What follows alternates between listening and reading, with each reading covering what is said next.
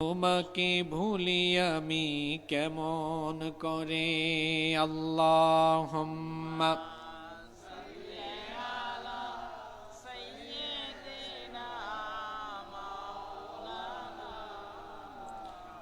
ওয়া আলা আলি সাইয়্যিদিনা।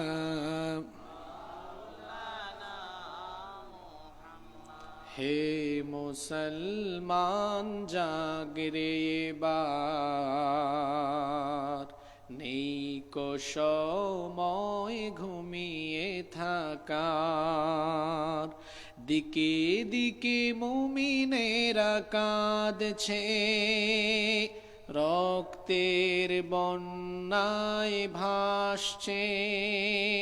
দিকে দিকে মুমিনেরা কাঁদছে, রক্তের বন্যায় ভাসছে। তবুও কি ভাঙবে না নিদ্রা তোমার? হে মুসলমান জাগরে এবার, নেই কো সময় ঘুমিয়ে থাকার। ফিলিস্তিনের ওই নিষ্পাপ শিশুদের কান্না কি তুমি শুনছ না? অসহায় মায়েদের করুণার তনাদ তোমার কানে সে কি পৌঁছে না? তোমার কানে সে কি পৌঁছে না? ফিলিস্তিনের ওই নিষ্পাপ শিশুদের কান্না কি তুমি শুনছ না? অসহায় মায়েদের করুণার তনাদ তোমার কানে সে কি পৌঁছে না? তোমার কানে সে কি পৌঁছে না? আমরা যদি না জাগি তবে কে? আমরা যদি না জাগি তবে কে দেবে মিনারে আজান আবার? হে মুসলমান জাগরে এবার, নেই কো সময় ঘুমিয়ে থাকা। লিল্লাহে তাকবীর, নারায়ে তাকবীর, আল কোরআনের আলো ঘরে ঘরে জালো। ফিলিস্তিন ফিলিস্তিন জিন্দাবাদ জিন্দাবাদ, নারায়ে তাকবীর। বাংলাদেশের ঐতিহ্যবাহী নারায়ণগঞ্জ জেলার বন্দর থানার অন্তর্গত ছনখোলা পঞ্চায়েত কমিটি ও যুব সমাজের উদ্যোগে আয়োজিত আজকের এই 25তম বার্ষিক তাফসিরুল কোরআন মাহফিলের সমাপনী অধিবেশনের মোহতারাম শ্রদ্ধাভাজন সভাপতি, ছনখোলা পঞ্চায়েত কমিটির সম্মানিত সভাপতি, অত্র এলাকার সর্বজন শ্রদ্ধেয় ব্যক্তিত্ব জনাব মোহাম্মদ শুয়েব আলী প্রধান, হাইয়াহুল্লাহ ওয়া আতালাল্লাহু উমরাহ ওয়া বারাকাল্লাহু ফি হায়াতিহি ওয়া জাআলাহুল্লাহু মিনাল ইবাদিল মুখলিসিন। আমরা সবাই বলি আমিন। আজকের মাহফিলের সম্মানিত প্রধান অতিথি ছনখোলা পঞ্চায়েত কমিটির সম্মানিত সাধারণ সম্পাদক জনাব হাজী মোহাম্মদ মফিজুল ইসলাম বাদল। আল্লাহ তাআলা তাকে দ্বীনের জন্য, কোরআনের জন্য কবুল করে নেন। আমরা সবাই বলি আমিন। আমার আগে দীর্ঘক্ষণ কোরআন সুন্নাহর আলোকে অত্যন্ত তাৎপর্যপূর্ণ এবং হৃদয়গ্রাহী আলোচনা পেশ করেছেন বিশিষ্ট আলেমে দ্বীন, মসজিদুল আকসা কমপ্লেক্স, টঙ্গী, গাজীপুর, ঢাকায় সম্মানিত খতিব, আমার অত্যন্ত প্রিয় মানুষ জনাব হযরত মাওলানা মুফতি মুশাহিদ মুনওয়ার, হাফিজাহুল্লাহ ওয়া রাআহ ওয়া আতালাল্লাহু উমরাহ ওয়া নাফাআল্লাহু বিহিল উম্মাহ وجعله داعيا ماهرا وباهرا لخدمة الدين আমরা সবাই বলি আমিন। আজকের মাহফিলে আরো আলোচনা করেছেন বিশিষ্ট আলেমে দ্বীন জনাব হযরত মাওলানা মুহাম্মদ আব্দুল আউয়াল সালেহী। আল্লাহ আমার ভাইকে হায়াতান তয়্যিবাহ সিহহাতান কুল্লিয়া দান করেন এবং ইলমে আলমে আল্লাহ তাআলা সমৃদ্ধ করে দেন, আমরা বলি আমিন। মঞ্চে বসে আছেন এই এলাকার গণ্যমান্য সম্মানিত অনেক ব্যক্তিবর্গ, এসেছেন বিভিন্ন প্রতিষ্ঠানের আসাতিদায়ে কেরাম, এসেছেন বিভিন্ন মসজিদের খোতাবা এবং আইম্মা এ কেরাম, উপস্থিত বিভিন্ন রাজনৈতিক দলের সম্মানিত নেতৃবৃন্দ, বিভিন্ন পেশায় সম্পৃক্ত সম্মানিত পেশাজীবী ভাইয়েরা, সম্মানিত ব্যবসায়ী ভাইয়েরা। আমার সামনে বসে আছেন আমার বাবার বয়সী শ্রদ্ধেয় মুরব্বিয়ানে ইজাম, যুগে যুগে আল্লাহর জমিনে আল্লাহর দ্বীন প্রতিষ্ঠায় যারা অগ্রসেনানীর ভূমিকা পালন করেছেন, আমার কলিজার টুকরা প্রিয় যুবক, তরুণ এবং ছাত্র ভাইয়েরা, পর্দার আড়াল থেকে শ্রবণরতা শ্রদ্ধেয়া মা এবং বোনেরা, উপস্থিত মিডিয়ার প্রিয় কর্মী এবং সাংবাদিক ভাইয়েরা, প্রিয় ছনখোলা বন্দর তথা আমার প্রিয় সম্মানিত নারায়ণগঞ্জবাসী, আপনারা সবাই কেমন আছেন? আলহামদুলিল্লাহ। আমাদের সকলকে সুস্থতার সাথে বাঁচিয়ে রেখে আজকের এই সুন্দর বরকতময় নান্দনিক এবং জান্নাতি এই আয়োজনে আমাদেরকে শামিল হওয়ার তৌফিক যিনি দান করেছেন, গলার আওয়াজ বড় করে সবাই বলেন তো তিনি কে? সেই মহান রবের জন্য হৃদয়ের সবটুকু ভালোবাসা, আবেগ, অনুভূতিকে উজাড় করে দিয়ে খুশি মনে প্রাণবন্ত আওয়াজে উচ্চ কণ্ঠে কালিমাতুশ শুকর আদায় করে আমরা সকলেই পড়ছি আলহামদুলিল্লাহ। মহব্বতে গলা ছেড়ে দিয়ে আমার সাথে সকলে পড়ুন রব্বানা লাকাল হামদ হামদান কাসীরান তাইয়িবান মুবারাকান ফীহি। মহব্বতে সবাই পড়ুন ইয়া রব্বি লাকাল হামদু ওয়া লাকাশ শুকরু কামা ইয়ানবাগি লিজালালি ওয়াজহিকা ওয়া আযীমি সুলতানিকা। সকলে বলুন লাকাল হামদু বিল ঈমান ওয়া লাকাল হামদু বিল ইসলাম ওয়া লাকাল হামদু বিল কোরআন। আমরা প্রশংসা করলাম কার? আল্লাহর প্রশংসার পরে দুরুদ এবং সালাম পেশ করছি সর্বকালের সর্বযুগের সর্বশ্রেষ্ঠ মহামানব নবিয়ুনা ওয়া সাইয়্যিদুনা ওয়া কুদওয়াতুনা মুহাম্মাদুর রাসূলুল্লাহ সাল্লাল্লাহু আলাইহি ওয়াসাল্লামের প্রতি, যাকে আল্লাহ তাআলা আমাদের হেদায়াতের জন্য পাঠিয়েছেন। আল্লাহুম্মা সাল্লি আলাইহি আল্লাহুম্মা বারিক আলাইহি।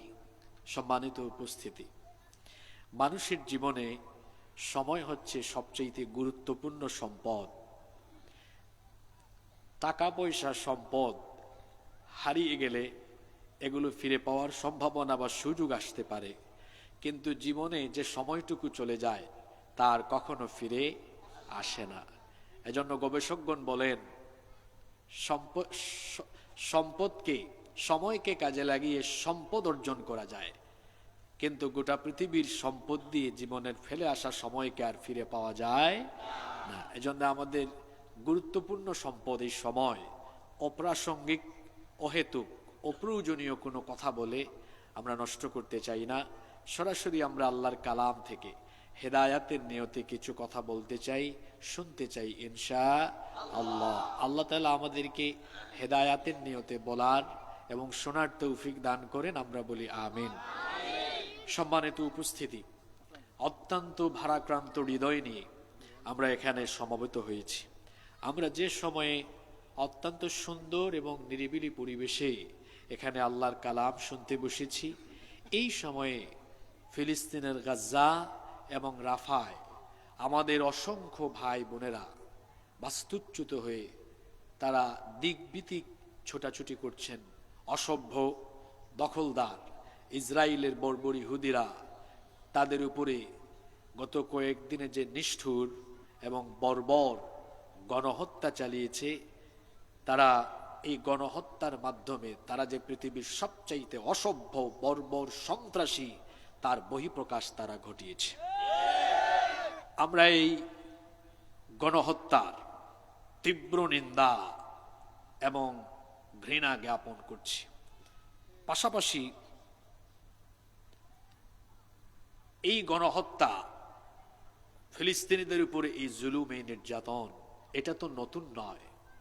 1800 শতাব্দীর শেষ দিক থেকে আজকে প্রায় 130-40 বছর সময় ধরে ফিলিস্তিনের এই সমস্যা চলমান। এই সমস্যার সমাধান 130-40 বছরেও না হওয়ার প্রধানতম কারণ হলো পৃথিবীতে আমরা যারা মুসলমান আছি, আমরা আমাদের আত্মপরিচয় ভুলে গিয়ে অনৈক্য আর বিভ্রান্তিতে থাকার ফলে আজকে ইহুদিরা এবং তার পেছনে পশ্চিমারা আর ইসলাম বিরোধী শক্তি ঐক্যবদ্ধ হয়ে গোটা পৃথিবীর উপরে, গোটা পৃথিবীর মুসলমানদের উপরে এমন বর্বরতা চালানোর দুঃসাহস তারা করতে পেরেছে। আমরা যদি ঐক্যবদ্ধ থাকতে পারতাম, তাহলে আমাদেরই ভাই বোনদের উপরে এমন হত্যাযজ্ঞ চালানোর সাহস কি কেউ পেত? ফিলিস্তিনে যারা বসবাস করছে, ইমানি সম্পর্কের কারণে তারা আমাদের ভাই। মুসলমানের সাথে আরেক মুসলমানের সম্পর্ক কেমন হবে? হাদিস শরীফে এসেছে, আল্লাহর নবী বলেছেন, আল মুমিনুনা কাল জাসাদিল ওয়াহিদ, মুসলমানরা হলো একটি দেহের মতো। আপনার শরীরের কোনো অঙ্গে যদি ব্যথা লাগে, তাহলে সেই ব্যথা কি পুরো শরীরে অনুভূত হয় না? আপনার শরীরের কোথাও যদি ব্যথা লাগে, সেই ব্যথা যেমন পুরো শরীরে গিয়ে অনুভূত হয়, মুসলমানের সাথে মুসলমানের সম্পর্ক হবে এমন, পৃথিবীর একজন মুসলমান আঘাতপ্রাপ্ত হলে মজলুম সেই মুসলমানের পক্ষে গোটা দুনিয়ার মুসলমান দাঁড়িয়ে যাওয়া লাগবে। এটা হলো মুসলমানদের দায়িত্ব, মুসলমানদের কর্তব্য। আমরা আমাদের এই দায়িত্ব এবং কর্তব্য ভুলে গিয়ে আমরা নিজেরা সীসা ঢালা প্রাচীরের মতো ঐক্যবদ্ধ থাকতে পারি নাই বলে গোটা পৃথিবী ব্যাপী আমাদের এই অধপতন চলে এসেছে। আল্লাহর নবী বলেছেন, বুখারী শরীফের হাদিস, আল মুমিনু লিল মুমিনি কাল বুনিয়ান ইয়াশুদ্দু বা'দুহু বা'দা। আল্লাহর নবী বলেছেন, একজন মুমিনের সাথে আরেকজন মুমিনের রিলেশন, সম্পর্ক হবে এমন, দেয়ালে থাকা পারস্পরিক ইটের গাঁথনির মতো। একটা ইটের সাথে আরেকটা ইট যেমন বালু আর সিমেন্টের মিশ্রণ দিয়ে জোড়া লাগিয়ে একটি শক্তিশালী মজবুত দেয়াল নির্মাণ করা হয়, ঠিক তেমনি মুমিনের সাথে আরেক মুমিন কাঁধে কাঁধ লাগিয়ে ভ্রাতৃত্বের সম্পর্ককে মজবুত করে এমন ভাবে ঐক্যবদ্ধ থাকবে যাতে করে পৃথিবীর কোনো পরাশক্তি তাদেরকে মোকাবেলা করতে না পারে। আমরা ঐক্যবদ্ধ নেই, এজন্যে এই কঠিন পরিস্থিতি। 2 দিন আগে সোহরাওয়ার্দী উদ্যানে, 2 দিন বলতে আজকের দিনের আগের দিন আর কি, সোহরাওয়ার্দী উদ্যানে ঢাকায় যে গণজমায়েত হলো, কৌমি, আলিয়া,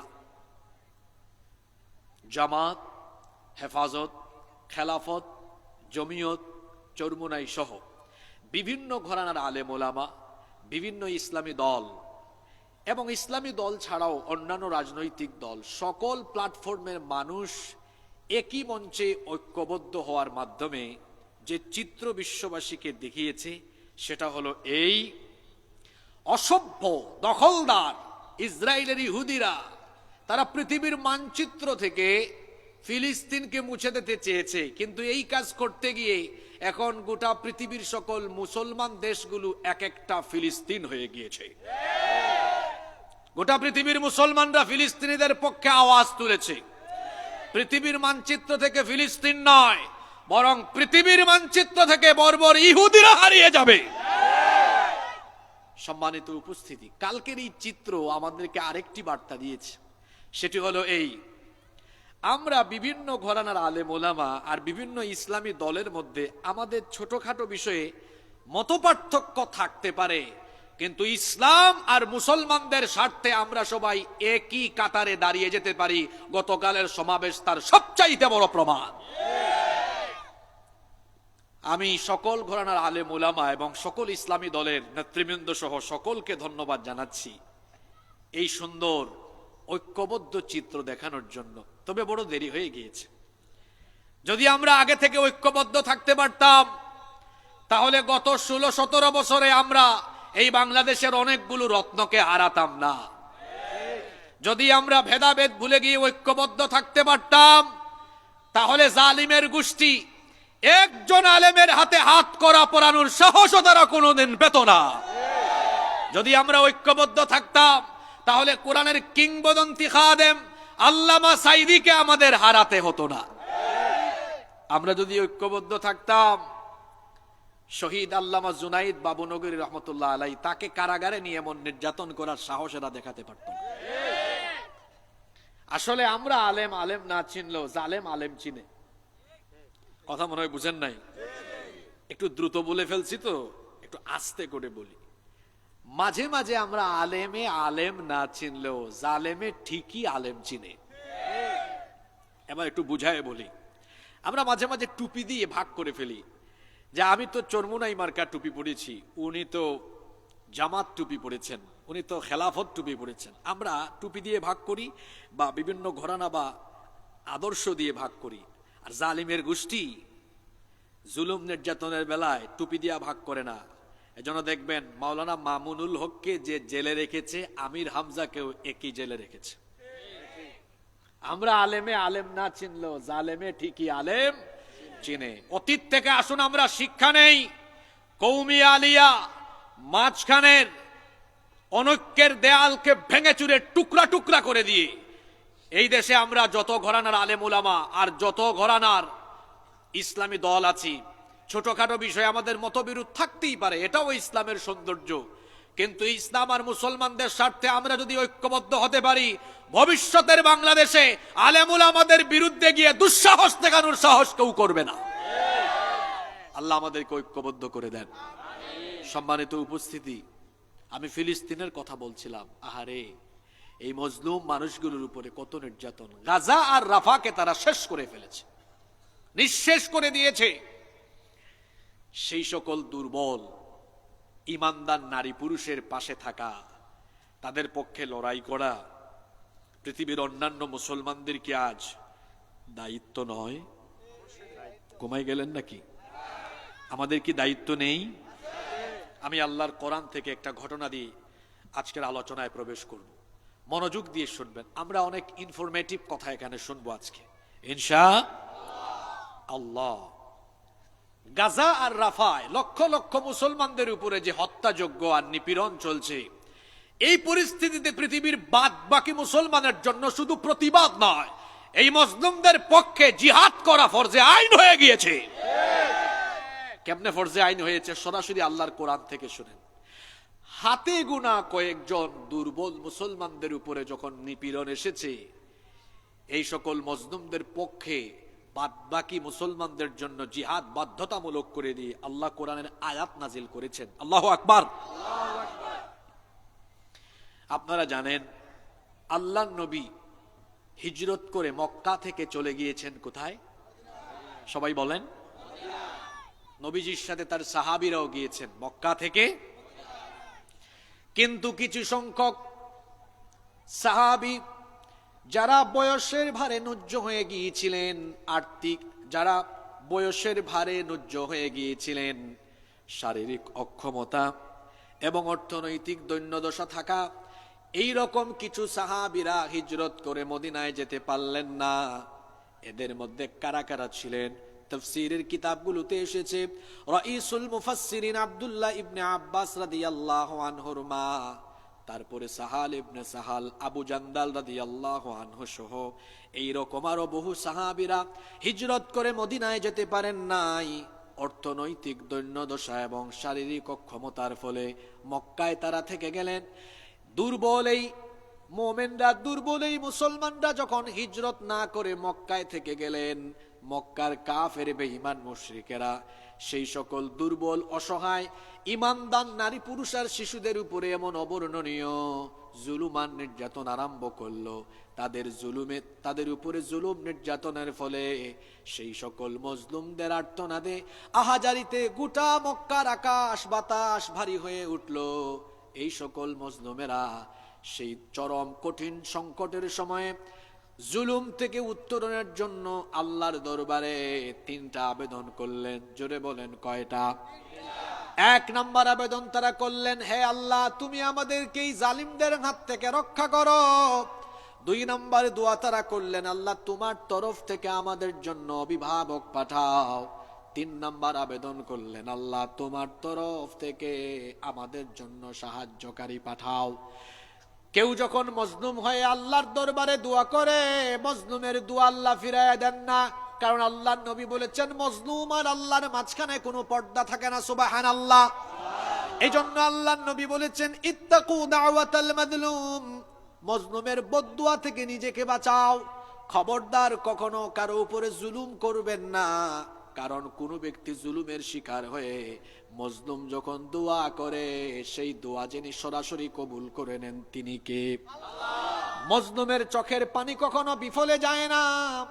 মজলুম যখন দোয়া করে আল্লাহ সেই দোয়াকে সরাসরি কবুল করেন। দেখেন না, আপনার চোখের সামনেই তো ঘটনা ঘটে গেল। গত 16 বছর 17 বছর যারা জুলুম করতে করতে গোটা দেশকে কারবালার ময়দানে পরিণত করেছিল, মজলুমরা যখন নীরবে নিভৃতে অন্ধকারে চোখের পানি ছেড়েছে আর কেঁদেছে, মজলুমদের সেই চোখের পানি অভিশাপ হয়ে আর আল্লাহর গজব হয়ে জালিমদের উপরে এমন ভাবে কামব্যাক করেছে, সেই সকল জালিমরা আল্লাহর গজবে শুধু ক্ষমতাই ছাড়া হয় নাই, বরং দেশ ছাড়া হয়ে মামু বাড়িতে পালিয়ে যেতে বাধ্য হয়েছে। জুলুমের পরিণতি এইরকমই হয়। আল্লাহ তাআলা জালেমদেরকে ছাড় দেন কিন্তু ছেড়ে দেন না। মক্কায় যখন মুসলমানরা এইভাবে করে জুলুম নির্যাতনের রোষানলে পড়ে গেলেন আর তারা যখন আহাজারি করলেন, আল্লাহ তাআলা এই সকল মজলুমদের দোয়া কবুল করে আল্লাহ তাআলা মদিনায় হিজরত করে চলে যাওয়া বাদবাকি মুসলমানদের উপরে জিহাদের বিধান অত্যাবশ্যক করে দিয়ে আয়াত নাজিল করলেন। নাজিল হয়ে গেল কোরআনে কারীমের 4 নম্বর সূরা সূরাতুন নিসা এর 75 নম্বর আয়াত নাজিল হয়ে গেল। মদিনায় হিজরত করে চলে যাওয়া সেই সকল মুসলমানদেরকে লক্ষ্য করে আল্লাহ তাআলা বললেন, ওয়া মা লাকুম লা তুকাতিলুনা ফি সাবিলিল্লাহ,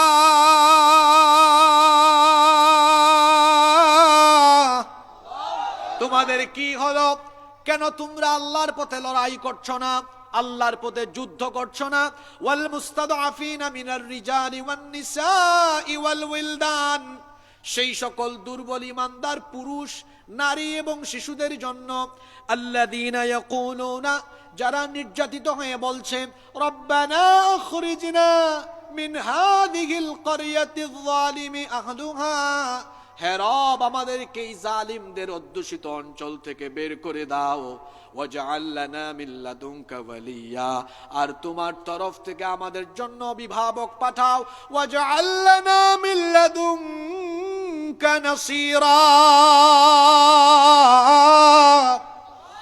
আর যারা বলছে তোমার তরফ থেকে আমাদের জন্য সাহায্যকারী পাঠাও, যখন মক্কায় হাতে গোনা কয়েকজন দুর্বল অসহায় মুমিন মুসলমান নারী পুরুষ আর শিশুরা নির্যাতিত হয়ে আল্লাহর দরবারে আহাজারি করেছে, সেই হাতে গোনা কয়েকজন দুর্বল অসহায় ঈমানদার নারী পুরুষ মজলুমদের দোয়া আল্লাহ কবুল করে নিয়ে মদিনায় হিজরত করে চলে যাওয়া অসংখ্য মুসলমানদের উপরে আল্লাহ আয়াত নাজিল করে বললেন, তোমরা তো মদিনায় বড় আরামে আছো, তোমাদের সাথে তো কেউ জুলুম নির্যাতন, তোমাদের উপরে কেউ জুলুম নির্যাতন করছে না, কিন্তু তোমাদেরই কিছু ভাই যারা হিজরত করে আসতে পারেনি, তোমাদেরই কিছু ভাই বোনার শিশুরা মক্কায় কাফেরদের দ্বারা নির্যাতিত হচ্ছে, তোমরা এখানে আরামে থাকবা, আর মক্কায় তোমাদের মুমিন মুসলমান ভাই বোনার শিশুরা নির্যাতিত হবে, এমনটা তো হতে পারে না। আল্লাহ তাআলা মদিনায় হিজরত করে চলে যাওয়া মুহাজির মুসলমানদেরকে লক্ষ্য করে বললেন, ওয়া মা লাকুম লা তুকাতিলুনা ফি সাবিলিল্লাহ, কি হয়েছে তোমাদের, তোমরা কি আল্লাহর পথে তাদের জন্য লড়াই করবে না? এই আয়াত নাজিলের প্রেক্ষাপট আমাদেরকে কি বার্তা দিল, কি শিক্ষা দিল? যদি হাতে গোনা কয়েকজন দুর্বল অসহায় মজলুম মুসলমানদের পক্ষে দাঁড়িয়ে জিহাদ করার জন্য বাদবাকি সবার উপরে আল্লাহ জিহাদ ফরজ করে দেন, আজকে লক্ষ লক্ষ ফিলিস্তিনিদের উপরে যখন জুলুম নির্যাতন হচ্ছে, আল্লাহর কোরআনের আয়াত কি আমাদেরকে এই শিক্ষা দেয় না যে এই লক্ষ লক্ষ ফিলিস্তিনিদের পক্ষে এখন 200 কোটি মুসলমান তাদের পক্ষে দাঁড়িয়ে জিহাদ করা বাদবাকি সবার জন্য এখন ফরজে আইন হয়ে গিয়েছে।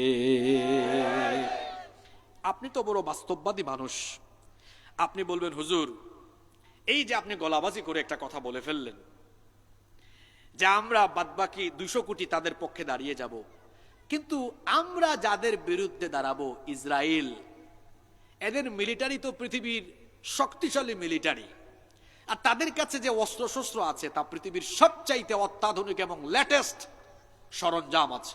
তাদের কাছে আমেরিকা যে যুদ্ধ বিমান দিয়েছে, যে মিসাইল, যে পারমাণবিক অস্ত্রশস্ত্র দিয়েছে, এগুলোর মোকাবেলায় আমরা দাঁড়াবো কেমনে?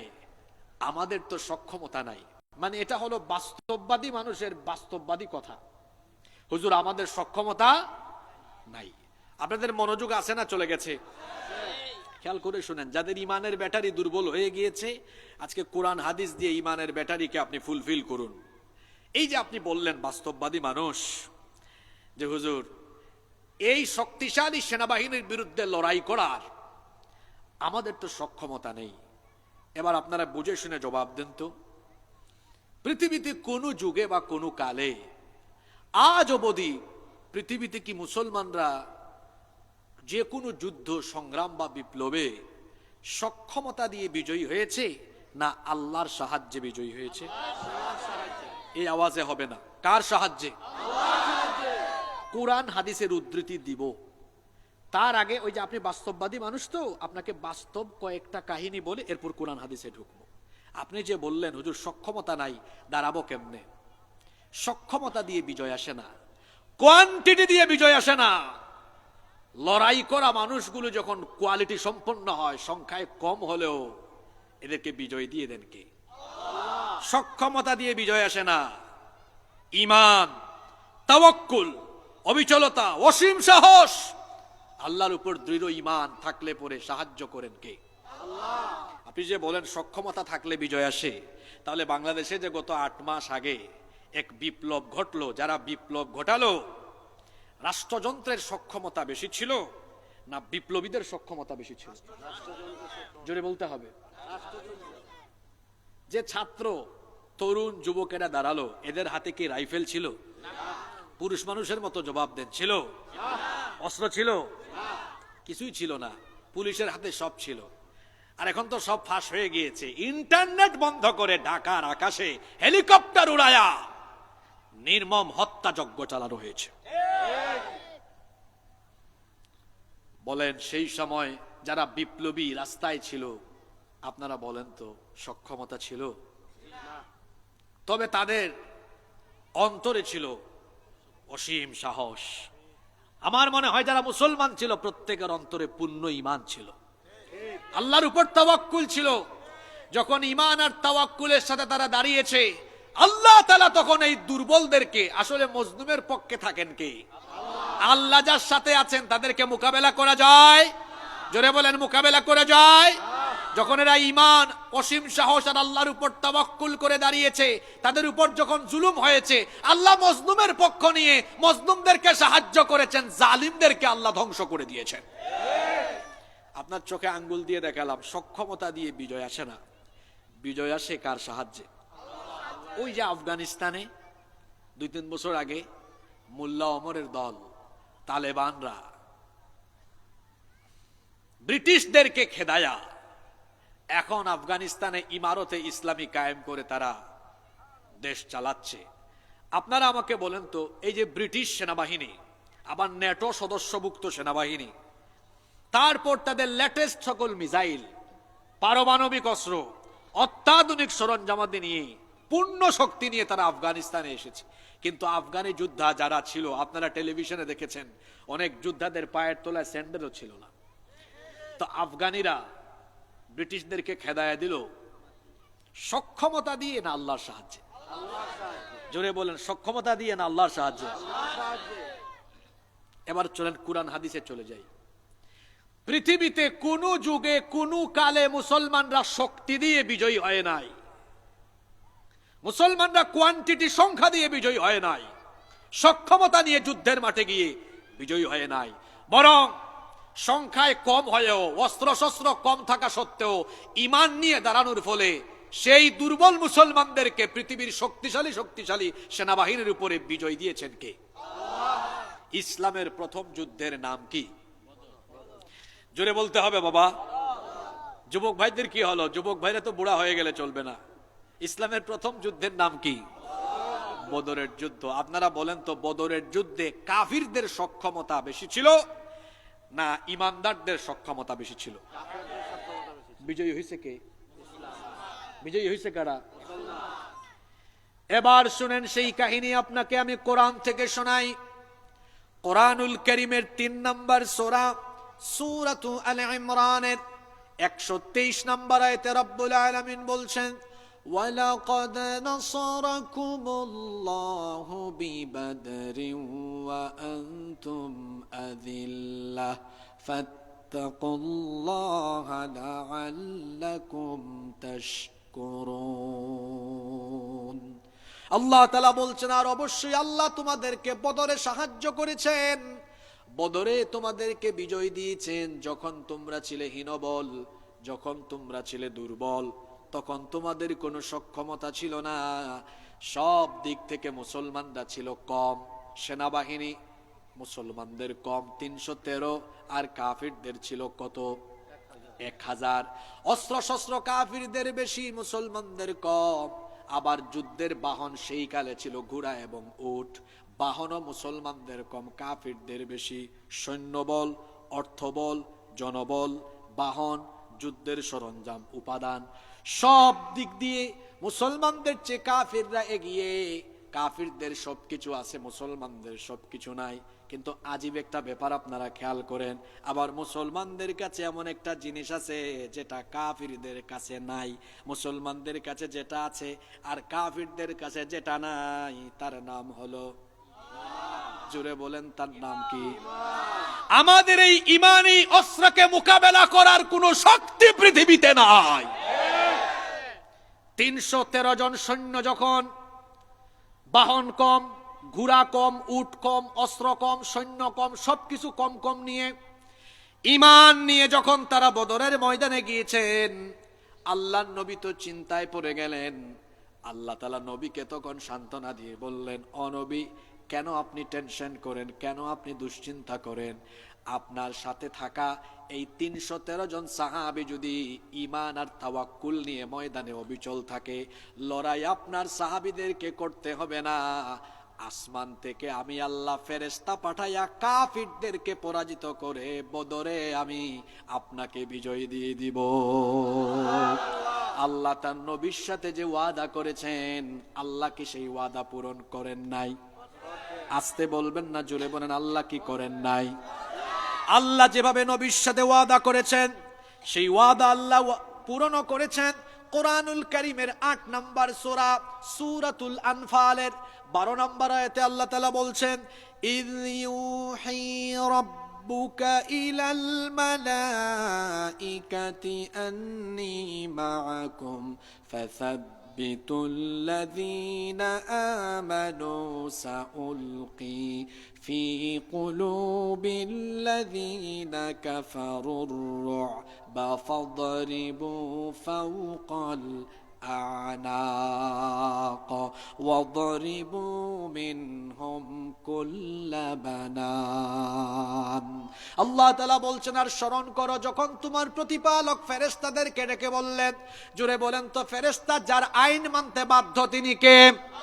আল্লাহ ফেরেশতাদেরকে ডাকলেন, ডেকে বললেন, আন্নী মাআকুম, আমি তোমাদের সাথে আছি, আমার নবীর সাথে আমি ওয়াদা করেছি বদরে আমি আমার নবীকে সাহায্য করব। সুতরাং এক্ষুনি বদরের ময়দানে নেমে যাও। ফাসাব্বিতুল্লাযীনা আমানু, গিয়ে ঈমানদারদেরকে এমন ভাবে সাহায্য করো যাতে করে ঈমানদাররা যুদ্ধের ময়দানে অবিচল থাকতে পারে। আল্লাহু আকবার। আল্লাহ তার নবীকে বললেন, ও নবী, ভয়ের কোনো কারণ নাই, কাফিররা অস্ত্র শস্ত্র সৈন্য সবকিছু বেশি বেশি নিয়ে আসলেও যুদ্ধের মাঠে আমি তাদের দিলের মধ্যে ভয় সৃষ্টি করে দিব। সাউলকি ফি কুলুবিল্লাযিনা কাফারুর রুব। আল্লাহ তাআলা বলছেন, ও নবী, অবশ্যই কাফিরদের অন্তরে আমি আল্লাহ ভীতি সৃষ্টি করে দিব। বলেন তো আমাদের হৃদয়, আমাদের দিলের মালিক কে? দিলের মধ্যে সাহস পয়দা করা কিংবা দিলের মধ্যে ভয় ঢুকায় দেওয়ার একমাত্র ইখতিয়ার কার? আল্লাহ বললেন, ও নবী, ভয়ের কোনো কারণ নাই। অস্ত্র শস্ত্র সৈন্যবল জনবল বাহন সবকিছুতে সমৃদ্ধ থাকার পরেও আমি কাফিরদের অন্তরে ভয় ঢুকায় দিব। কারণ কাফিরদের অস্ত্র শস্ত্র সব থাকলেও ইমানদারদের প্রধান অস্ত্র, তারা যখন আল্লাহর নামে তাকবীর দেয় তখন তাকবীর শুনে কাফিরদের কলিজার মধ্যে ভয় লাগে। এখনো আপনারা দেখবেন যখন ইসলাম বিরোধীরা ইমানদারদের তাকবীরের ধ্বনি শুনে, তাকবীরের ধ্বনি শোনা মাত্রই তাদের কলিজাটা কেঁপে উঠে। আল্লাহ বললেন, ও নবী, কাফিরদেরকে পরাজিত করার প্রধান যে পদ্ধতি সেটা হলো আমি আল্লাহ ওদের অন্তরের মধ্যে ভীতি সৃষ্টি করে দিব। আর আমি ফেরেশতা পাঠালাম। আল্লাহ ফেরেশতাদেরকে অর্ডার করলেন। আল্লাহ তাআলা ফেরেশতাদেরকে বললেন, আল্লাহর শব্দ চয়নের নমুনাটা আপনি খেয়াল করেন। আল্লাহ তাআলা ফেরেশতাদেরকে বললেন, ফাদরিবু ফাওকাল আনাক। ফেরেশতারা বদরের মাঠে যাও, ফাদরিবু ফাওকাল আনাক, গিয়ে প্রত্যেক কাফিরের ঘাড়ের উপরে আঘাত করে প্রত্যেকটা কাফিরদের শরীর থেকে মাথাকে তোমরা আলাদা করে দাও। আল্লাহু আকবার, আল্লাহু আকবার, আল্লাহু আকবার। প্রত্যেক কাফিরদের ঘাড়ের উপর আঘাত করে শরীর থেকে মাথা আলাদা করো। ফেরেশতাদেরকে অর্ডারটা দিয়েছেন কে? আল্লাহ। জোরে বলেন, অর্ডার দিয়েছেন কে? আল্লাহ। সক্ষমতা দিয়ে বিজয় হওয়া যায় না। শুনেন, 313 জন দাঁড়িয়েছেন ইমান নিয়ে। কাফেররা 1000-এর বাহিনী নিয়ে এগিয়ে আসতেছে, মুসলমানদেরকে কচুকাটা করবে। আবু জাহালের ছেলে ইকরিমা বিন আবু জাহাল তখনও ইসলাম কবুল করেন নাই। তিনি বলছেন, আমি লক্ষ্য করে দেখলাম আমাদের কাফের নেতৃবৃন্দ যখন বীরের বেশে এগিয়ে যাচ্ছেন মুসলমানদেরকে হত্যা করবেন, সাদা সাদা চেহারা বিশিষ্ট, শুভ্র জামা কাপড় পরিহিত, অত্যন্ত সুন্দর চেহারা বিশিষ্ট কারা জানি তলোয়ার নিয়ে ঝড়ের গতিতে ছুটে এসে আমাদের নেতৃবৃন্দের শরীর থেকে মাথাকে আলাদা করে দিচ্ছিল। আল্লাহু আকবার। তারা ছিল কার ফেরেশতা? জোরে বলেন, কার ফেরেশতা? সক্ষমতা দিয়ে নয়। 313 জন দুর্বল ইমানদার, তারা যখন ইমান আর আল্লাহর উপর তাওয়াক্কুল নিয়ে দাঁড়িয়েছে, আল্লাহ তাআলা ফেরেশতা পাঠাইয়া কাফেরদেরকে পরাজিত করে মুসলমানদেরকে বিজয়ী করে দিয়েছেন। আল্লাহু আকবার। এখন ফিলিস্তিনিদের পক্ষে দাঁড়ানোর জন্য পৃথিবীর 200 কোটি মুসলমানদের সক্ষমতার দরকার নাই। যেটা দরকার সেটা হলো পূর্ণ ইমান। আমার আপনার ইমান খুব দুর্বল। আমার আপনার ইমানের রোগ ধরেছে, আমলের রোগ ধরেছে। আমরা নামে শুধু ইমানদার, অথচ কাজে কর্মে ইমানের কোনো ছিটে ফুটাও আমাদের জীবনে নাই। সবচেয়ে বেশি মিথ্যা কথা বলি আমরা, প্রতারণা করি আমরা, ধোঁকাবাজি করি আমরা, অন্যায়ভাবে মাল আত্মসাৎ করি আমরা, সুদ খাই আমরা, ঘুষ খাই আমরা। এভাবে অন্যায় অপরাধ করতে করতে আমরা আমাদের নিজেদের ইমানকে রোগাক্রান্ত বানিয়ে ফেলেছি। ইমান খাঁটি থাকলে পরে যার মদদ, যার সাহায্য আসে, জোরে বলেন তো তিনি কে? আল্লাহ। সক্ষমতা দিয়ে নয়, বিজয় আসে ইমান থাকলে পরে। আমরা আজকে যে ভূমি নিয়ে কথা বলছি, সবাই বলেন তো ওইটা কোন দেশের ভূমি? না, সবাই বলেন কোন দেশ?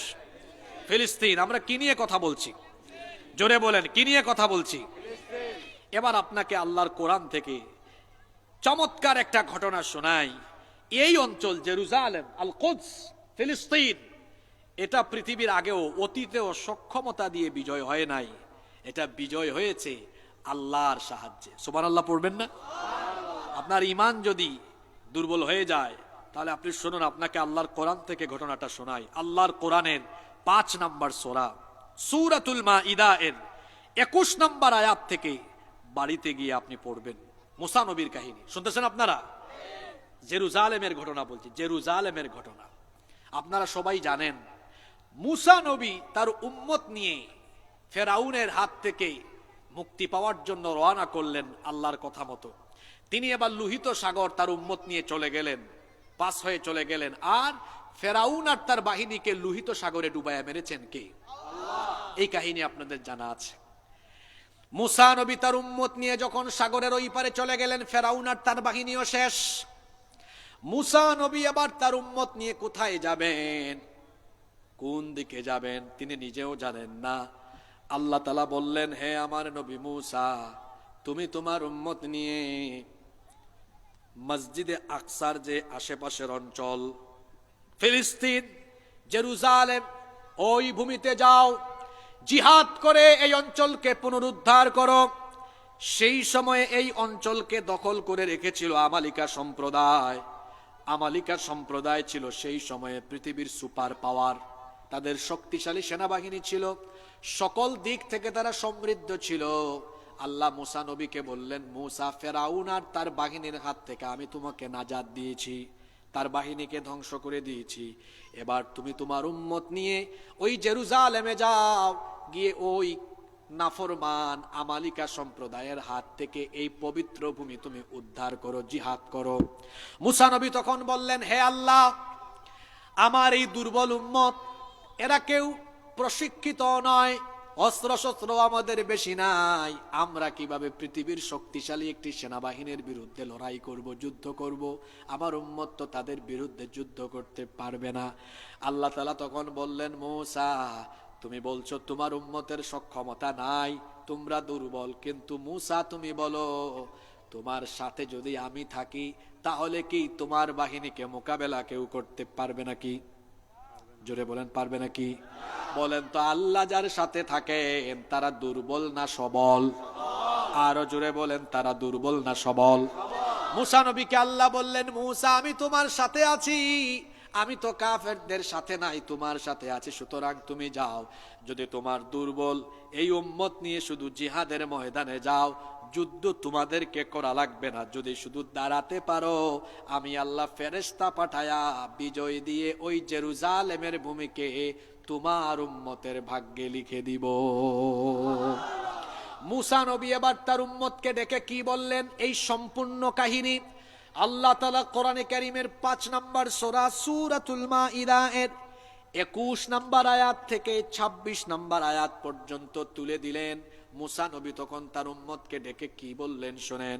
ইয়া কওমি দুখুলুল আরদাল মুকদ্দাসাতাল্লাতী কাতাবাল্লাহু লাকুম ওয়া লা তারতাদ্দু আলা আদবারিকুম ফাতানকালিবু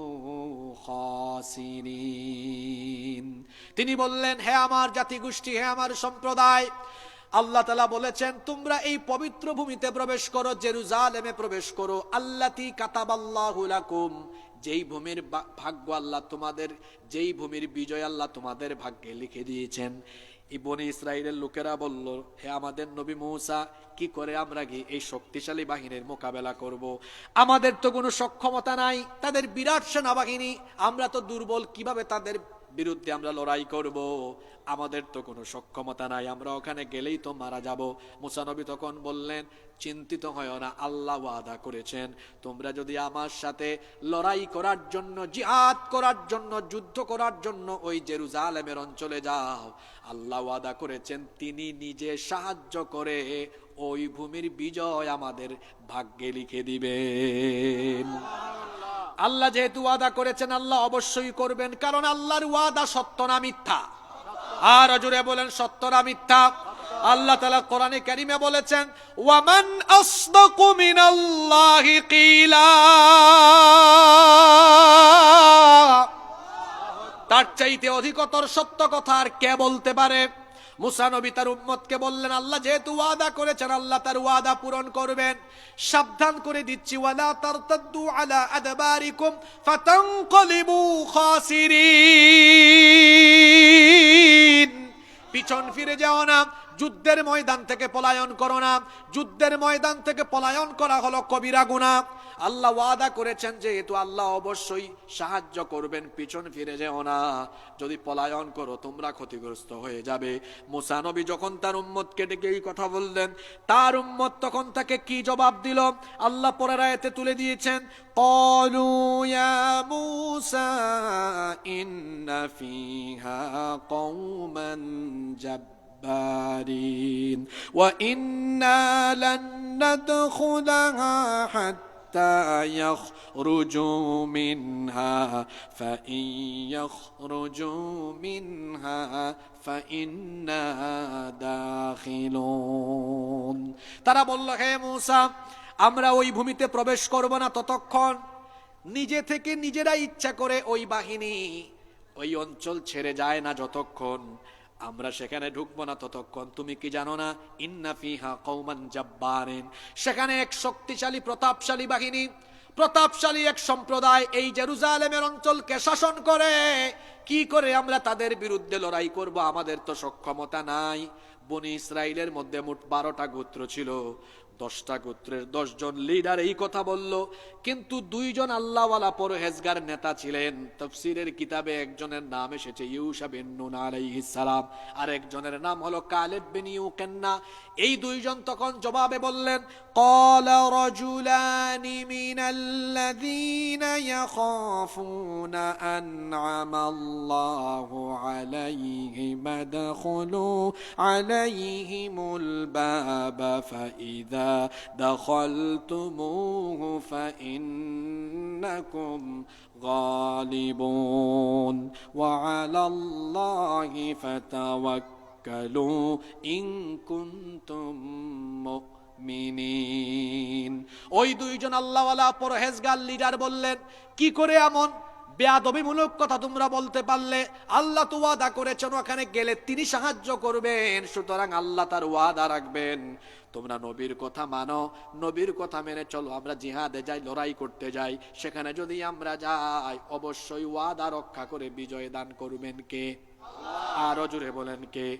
এই 2 জন আল্লাহওয়ালা লিডার তখন বললেন, সক্ষমতা নাই তো কি হয়েছে, ওয়া আলাল্লাহি ফাতাওয়াক্কালু ইন কুনতুম মুমিনিন, যদি তোমরা মুমিন হও তাহলে ভরসা করতে হবে কার উপরে? এই 2 জন পরহেজগার নেতা এই কথা বলার পরেও বাদ বাকি 10 জন গুমরা পথভ্রষ্ট নেতা, তারা তাদের অবস্থানে অনড় রইল। তারা তখন বলল, ক্বালু ইয়া মূসা ইন্না লান নাদখুলাহা আবাদাম মা দামু ফিহা ফাযহাব আনতা ওয়া রাব্বুকা ফাকাতিলা ইন্না হাহুনা কাঈদুন। তারা বলল, মূসা, আমরা এদের বিরুদ্ধে লড়াই করতে পারবো না, আমরা সক্ষমতা নাই।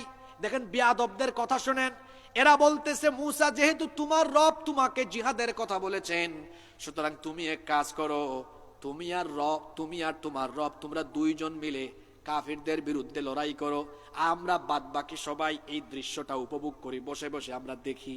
নাউজুবিল্লাহ। তুমি আর তোমার আল্লাহ মিলে যুদ্ধ করো, আর আমরা এটা দেখি। এদের এই বেয়াদবির ফলে, সীমালঙ্ঘনের ফলে, জিহাদের এই হুকুম আসার পরে জিহাদ থেকে দূরে সরে যাওয়ার কারণে তখন মুসা নবী এদের ব্যাপারে আল্লাহর কাছে আবেদন করে বললেন, ক্বালা রাব্বি ইন্নী লা আমলিকু ইল্লা নাফসি ওয়া আখি ফাফরুক বাইনানা ওয়া বাইনাল কওমিল ফাসিকিন। তিনি বললেন, হে রব, আমার আর আমার ভাইয়ের উপরে তো আমার আধিপত্য আছে, কিন্তু বাদবাকি উম্মত যারা আছে এরা তো আমার কথা মানে না, সুতরাং যারা কথা মানলো না তাদের মধ্যে আর আমার মধ্যে তুমি যে সিদ্ধান্ত গ্রহণ করবে তা বাস্তবায়ন করো। আল্লাহ তাআলা তখন মুসা নবীকে বললেন, ক্বালা ফাইন্নাহা মুহাররামাতুন আলাইহিম 40 সানাতান ইয়াতিহুনা ফিল আরদি ওয়া ফালা তা'সা আলাল কওমিল ফাসিকিন। আল্লাহ তাআলা বললেন, ও মূসা, আমি তো ওয়াদা করেছিলাম জেরুজালেমে গিয়ে যদি তোমার উম্মত জিহাদ করে, লড়াই করে, যুদ্ধ করে, সাহায্য করে বিজয় দিয়ে দিব। যেহেতু তারা বেয়াদবি করলো, গেল না, সুতরাং আমার তরফ থেকে গজব হলো, শাস্তি হলো, এরা যেখানে আছে ওই জায়গার মধ্যেই 40 বছর পর্যন্ত উদ্বাস্তু হয়ে, বাস্তুচ্যুত হয়ে, পেরেশানি হয়ে দৌড়াদৌড়ি করবে। এক জায়গার মধ্যে 40 বছরের বন্দিত্ব দশা এদেরকে দেওয়া হলো। আল্লাহু আকবার। মনোযোগ আছে আপনাদের? এক ঘটনার মধ্যে সব শিক্ষা আছে, আপনাদেরকে কিচ্ছা শোনাইতে আসি নাই। এই কাহিনীর ভেতরে আমাদের শিক্ষা আছে, বর্তমান পরিস্থিতিতে কি করণীয় তা সব এখানে আছে। শুনতেছেন আপনারা? দেখেন, আল্লাহ প্রথমে ওয়াদা করেছেন শুধু যাও, তোমরা লড়াই করা লাগবে না, শুধু যাও। সাহায্য করবেন কে? গেল না, বিয়াদবি করলো, কয় মুসা তুমি আর তোমার আল্লাহ যুদ্ধ করো, আমরা দেখি। আল্লাহ বললেন মুসা এরা যেখানে আছে ওখানেই বন্দী থাকবে। কত বছর? এমন এক উন্মুক্ত জেলখানা, কোথাও কোনো শিকল নাই, দেয়াল নাই, কিছুই নাই। তারা বলছে মুসা তুমি আর তোমার আল্লাহ যুদ্ধ করো, আমরা বাড়ি যাই, মিশরে চলে যাচ্ছি। এরা সূর্য উঠার পরে প্রতিদিন সকালবেলা বাড়ির উদ্দেশ্যে হাঁটা আরম্ভ করে, সন্ধ্যাবেলা দেখে সকালবেলা যেখান থেকে হাঁটা শুরু করছে সন্ধ্যাবেলা ওই জায়গায় আছে। মানে ঘটনাটা হলো, ছনখোলা থেকে হাঁটা শুরু করছিল, ফজরের পরে সন্ধ্যাবেলা আইসা দেখে আবার ছনখোলা আছে। কি মুসিবত! এই মুসিবত আসছে এদের উপরে কত বছরের জন্য? জোরে বলেন, কত বছরের জন্য? শুনেন, এখান থেকে আপনাদের জন্য শিক্ষাটা কি? ইসরায়েলের অসভ্য দখলদার বর্বর ইহুদিরা আমার নির্যাতিত ফিলিস্তিনি ভাই বোনদের উপরে যে হত্যাযজ্ঞ চালাচ্ছে, অবশ্যই ইহুদিদের উপরে আল্লাহর গজব আসবে, এতে কোনো সন্দেহ নাই। ইহুদিদের উপরে গজব আসার পাশাপাশি মজলুম মুসলমানদের পক্ষে যারা কার্যকর ভূমিকা পালন করবে না, গজব যখন আসবে তখন শুধু অসভ্য দখলদার ইহুদিদের উপরে নয়, মুনাফিক মার্কা মুসলমানরাও ইহুদিদের সাথে আল্লাহর গজবে পড়বে। গজবে পড়বে সৌদি আরব, গজবে পড়বে মিশর, গজবে পড়বে জর্ডান, গজবে পড়বে কাতার, কুয়েত, দুবাই সহ এই আরব অঞ্চলের সমস্ত আরব বিশ্বের খলিফারা। আপনারা ওয়ার্ল্ড ম্যাপ, বিশ্ব মানচিত্রটা একটু খুলে দেখবেন, প্যালেস্টাইনের আশেপাশে এই দেশগুলো আছে না? আমরা বাংলাদেশ থেকে যদি প্রায় 10-15 লক্ষ মানুষের গণজমায়েত করে প্রতিবাদ জানাতে পারি, আপনারা কি তাদের দেশগুলোতে গণজমায়েত হয়ে এরকম প্রতিবাদ দেখেছেন? জোরে বলেন, দেখেছেন? মাঝে মাঝে আরব দেশের নেতারা, রাষ্ট্রপ্রধানরা মাঝে মাঝে একটা বিবৃতি দেয়, আর এদের কামটা কি শোনেন? এরা গাজায়, রাফায় মাঝে মাঝে চিকিৎসা সামগ্রী, ত্রাণ সামগ্রী ইত্যাদি ইত্যাদি পাঠায়। মজলুমদের জন্য ত্রাণ সামগ্রী আর চিকিৎসা সামগ্রী নয়। এই পরিস্থিতিতে অসভ্য দখলদার ইহুদিরা যদি এই বর্বরতা বন্ধ না করে, তাহলে পৃথিবীর যতগুলো মুসলিম দেশ আছে রাষ্ট্রপ্রধানরা ঐক্যবদ্ধ হয়ে মুসলমানদের বর্ডার খুলে দিয়ে সামরিক অভিযান প্রেরণের জন্য প্রস্তুতি গ্রহণ করতে হবে।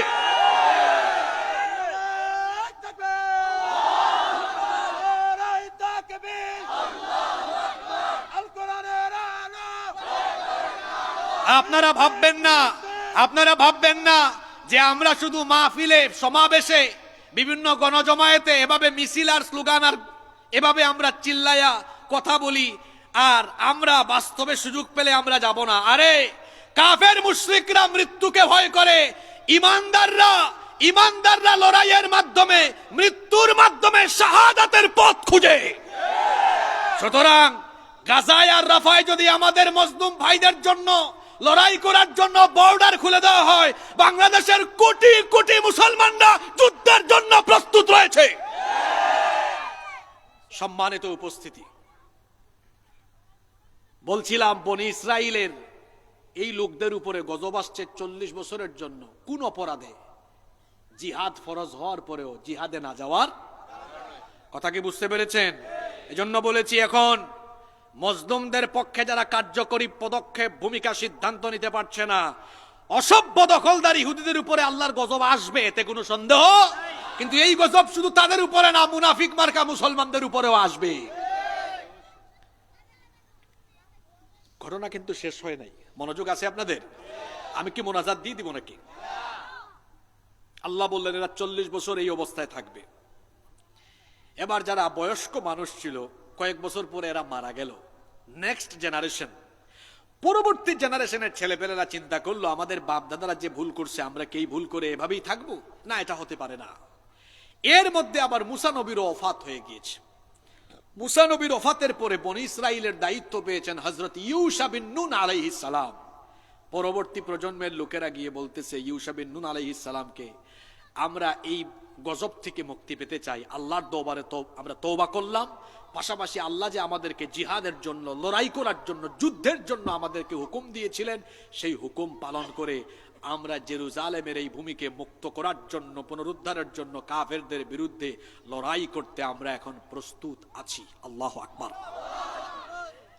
ইউসা বিন নুন আলাইহিস সালাম আল্লাহর দরবারে দোয়া করলেন, আল্লাহ এদের তওবা কবুল করলেন। এরপরে বললেন, শুধু তওবা কবুল করলেই আমি এই ভূমি দিয়ে দিব না, লড়াই করতেই হবে। লড়াইয়ে গেলে সাহায্য করবেন কে?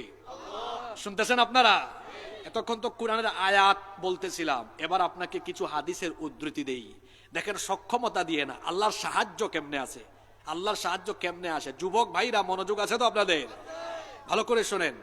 এবার ইউসা বিন নুন আলাইহিস সালাম ইমানদারদের বাহিনী নিয়ে গিয়েছেন জেরুজালেমের এই ভূমিকে পুনরুদ্ধার করার জন্য। শক্তিশালী বাহিনী, পৃথিবীর সুপার পাওয়ার, সেরা একটি সেনাবাহিনীর বিরুদ্ধে লড়াই করবেন। কিন্তু যারা যুদ্ধে গিয়েছেন ইমানদারের এই বাহিনীর সক্ষমতা আছে? সক্ষমতা নাই। কে বলছে আসে? নাই। কিন্তু এতটুকু সাহস নিয়ে গিয়েছেন, আমরা যাই, সাহায্য করবেন কে? তুমুল লড়াই, তুমুল যুদ্ধ আরম্ভ হয়েছে। এই যুদ্ধ চলতে লাগলো। যুদ্ধ করতে করতে জুমার দিন, কোন দিন? জুমার দিন আসরের সময় ইউসা বিন নুন আলাইহিস সালাম একটু মাথা উঁচু করে আকাশের দিকে তাকালেন। বিখ্যাত হাদিসের দুইটা কিতাবে এই হাদিস এক যুগে বর্ণিত হয়েছে। সহিহ বুখারীতে এবং সহিহ মুসলিমে এই হাদিসটি এক যুগে বর্ণিত হয়েছে। হযরত আবু হুরায়রা রাদিয়াল্লাহু আনহু সবচাইতে বেশি সংখ্যক হাদিস বর্ণনাকারী সাহাবী। আবু হুরায়রা রাদিয়াল্লাহু আনহু এই হাদিসের বর্ণনাকারী সাহাবী। তিনি বলছেন, আল্লাহ রাসূল বলেছেন, এই যুদ্ধে যখন জুমার দিন আসরের সময় হয়ে গেল, ইউসা বিন নুন আলাইহিস সালাম মাথাটা উঁচু করে আকাশের দিকে তাকালেন। তাকিয়ে সূর্যের দিকে লক্ষ্য করে তিনি বললেন, হাদিসের নস মতন মূল কথাগুলো আমি বলছি। তিনি বললেন, ইন্নাকি মা'মুরাতুন ওয়া আনা মা'মুর।